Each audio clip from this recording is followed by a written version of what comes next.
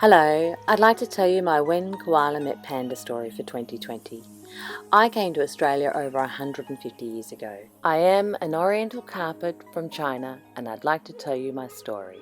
Nobody knows who I came with, but every Oriental carpet tells its own story and records its own history. Here we have a home. It's majestic. The blossoming trees, the blue for protection, the brown for fertility, the green for peace. A man meditating under a tree, and in the water's edge we can see combs that represents cleanliness. Birds jumping into the water, an image of freedom, love and joy. And we can see a serpent at the water's edge, which is an image and a representation of guidance and wisdom.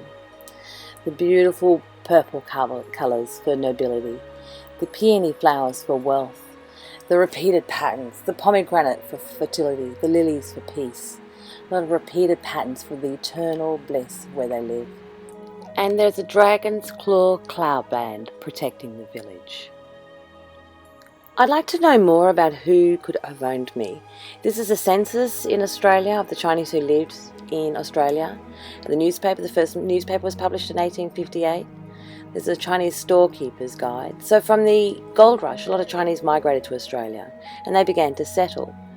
Families began settling in and wealth was created. The Chinese in the 1800s went from the miner to the merchant in Australia, and the government and the media did not like that. A lot of propaganda began with raising anti-China sentiment, giving the impression of ill will. The smallpox began in 1881 and the Chinese were blamed.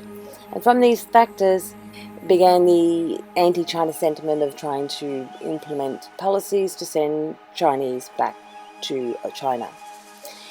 1901, Australia federated. The Chinese are celebrating here the night before, and the next day the Immigration Restriction Act was implemented, which essentially sent Chinese home. The government put the policy in, but the people did not all agree with this policy. This is Sir Henry Norman Maclaren, and this is where my story of When Koala Meets Panda begins. My family was very sick, so they went to see Sir Henry, who was a surgeon. He saved my family's life, and in gratitude they gave me the carpet to his family.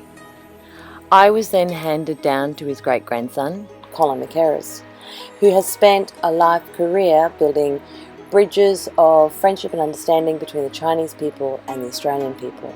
In 2014, the Chinese government gave Colin McCarris a Friendship Award.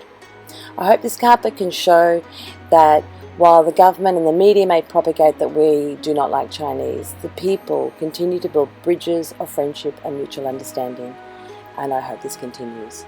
Thank you for listening to my story.